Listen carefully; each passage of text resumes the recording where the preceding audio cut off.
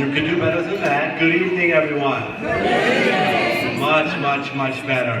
Hi, I'm Mark Levine, proud to be your city councilman. Thanks for coming out tonight. Give yourself a big round of applause.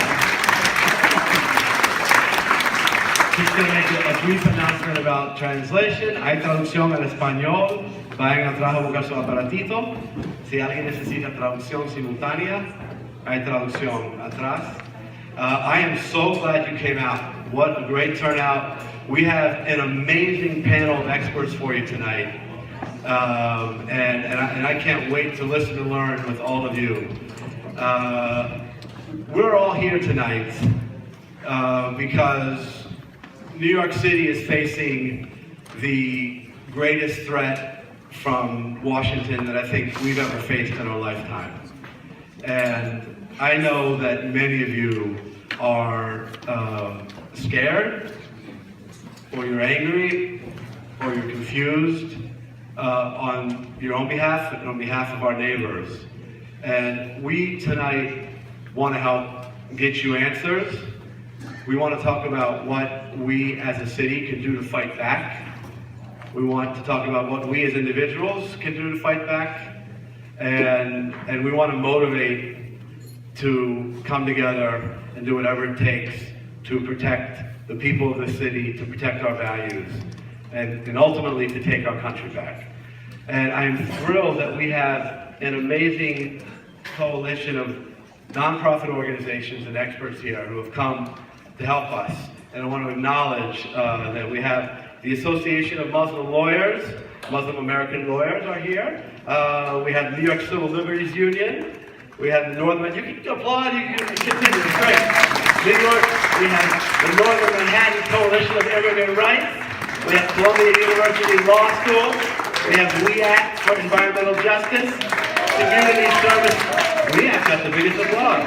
We got Community Service Society, Planned Parenthood NYC, Teachers College. We have the Muslim Community Network. And is there anyone in, absolutely, big applause. We have the Medicare Rights Center. And we have the Office of the New York City District Attorney, of Manhattan District Attorney, Cyrus Vance, represented by Aaron Craver and Roger Yu. I think I have that name correctly. We have the Mayor's Office of Immigrant Affairs. We have the 26th Precinct with Inspector Veras. Please stand. We have the 30th Precinct with Captain Federoff. And at every one of your tables, we have experts from one of the organizations I listed who, in the second stage of our program tonight, are going to facilitate a dialogue with you. So could all the experts please raise their hand, and all the facilitators at all the tables? Let's give them a big round of applause.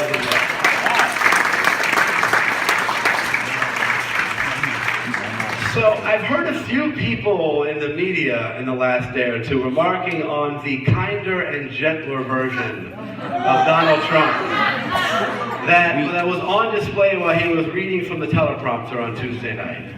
And I think you will all agree that we should not be fooled by that. The agenda of this administration remains to deny health care for millions of Americans, to tear families apart by mass deportations, to target Muslims and other religious minorities, and to roll back protections of our environment, to threaten women's reproductive rights, and more. That agenda did not change Tuesday night. I don't care what the packaging is when he's reading from a teleprompter. We are facing threats on every front. And we are not going to lie down in the face of those threats. I want you to know that here in New York City, our government is in our hands. We control the police department. That's controlled by the mayor, the city council, by our elected leaders. We control our public school system. We control our public hospitals. We control our public universities, CUNY. We control our jails. These are not controlled by Donald Trump. They're not controlled by the federal government. They're controlled by your city. And there is a commitment from top to bottom in this town at every level of elected leadership that we are not going to turn the NYPD into a mass deportation force. Ever.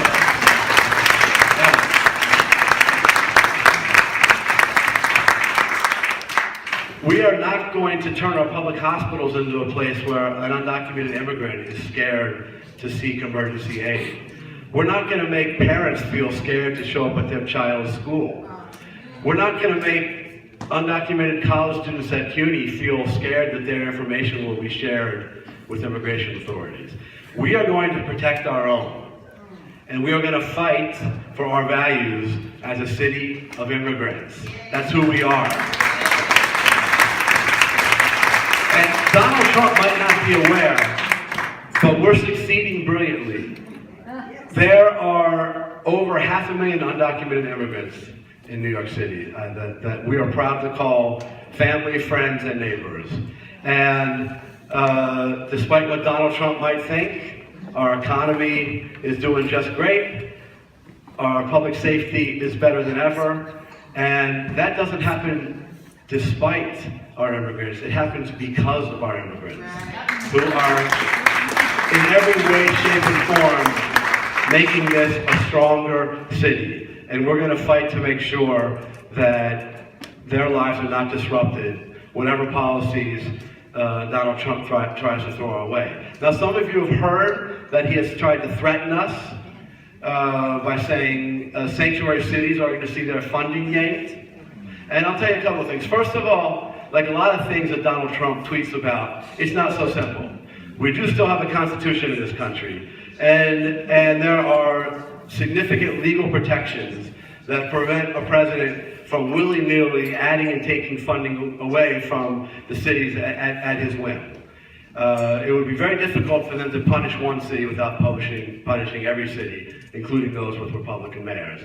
And if it does come to a loss of funding, and we should be realistic about the fact that we get $7 billion from the federal government every year, much less than we send to Washington, by the way, but we do have an exposure there. I believe firmly that I would rather take the financial hit than begin to turn over our people to Donald Trump and his immigration authorities. And I know that many of you are concerned about the horrifying spike in hate crimes in our country and in our city, anti-Semitic crimes, anti-Muslim crimes, and so many more. Here in New York City, since the election, hate crimes are up 50%. Since the election, anti-Semitic crimes have doubled. And this is just unacceptable.